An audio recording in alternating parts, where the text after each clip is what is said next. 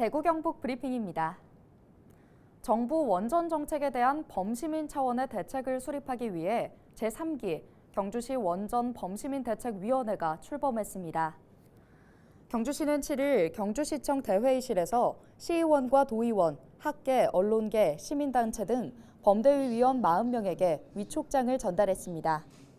위원장은 2기 범대위 이진구 위원장이 다시 맡았고 부위원장으로 2기 신수철 부위원장과 김영희 전 시의원이 선출됐습니다.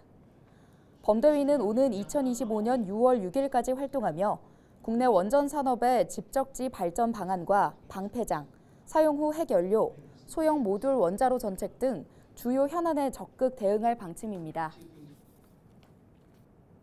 대구시가 골목 경제권 조성 사업 2단계 사업인 골목상권 회복 지원 사업 대상지 5곳을 선정했습니다. 선정된 골목상권은 동구 송나로 골목과 수성구 지범 골목, 서구 내당 제일골목 등입니다.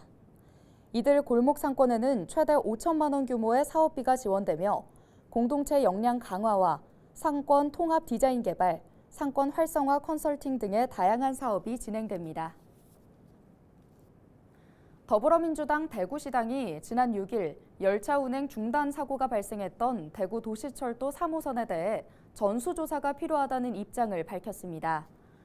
민주당은 7일 내놓은 논평을 통해 열차 운행이 중단되면서 시민들은 영문도 모른 채 불안감에 떨어야 했다고 밝혔습니다.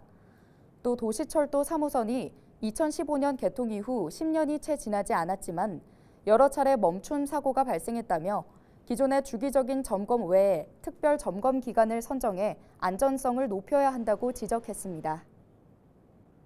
지난달 중국 칭화대 전약안전연구센터에서는 아주 재미있는 여론조사 결과를 발표했는데요. 지난해 11월 18세 이상 중국 본토 시민 2,661명을 대상으로 다른 나라에 대한 인상을 묻자 4명 중 1명이 한국의 비호감이라고 답했습니다. 하지만 중국인들이 꼽은 가장 비호감인 나라와 호감인 나라는 따로 있었다고 하는데요. 과연 어딜까요? 영상으로 만나보시죠.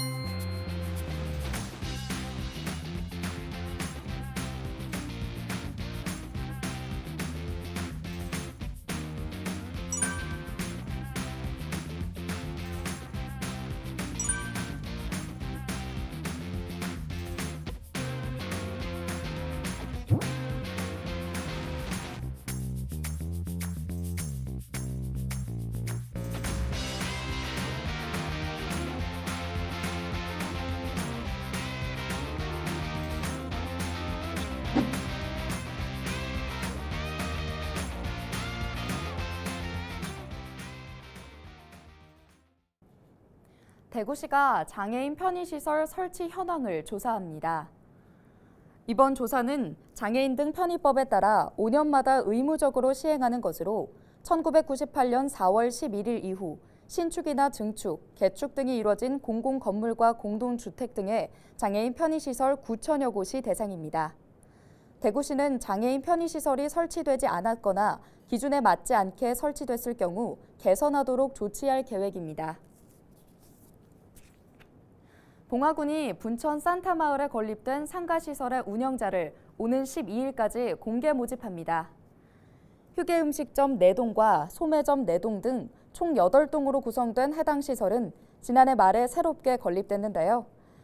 입찰은 개인과 법인, 단체 등 누구나 참가할 수 있고 운영자로 선정되면 사용 허가일로부터 3년간 허가받은 시설에 대한 운영권을 갖습니다. 영주 지역의 숨겨진 이야기를 발굴하는 스토리텔링 공모전이 오는 23일까지 열립니다. 공모 주제는 영주와 관련된 소재를 활용해 창작한 시나리오 또는 소설 형식의 이야기로 영주문화관광재단에 방문하거나 전자우편을 통해 접수하면 됩니다. 지금까지 대구 경북 브리핑이었습니다.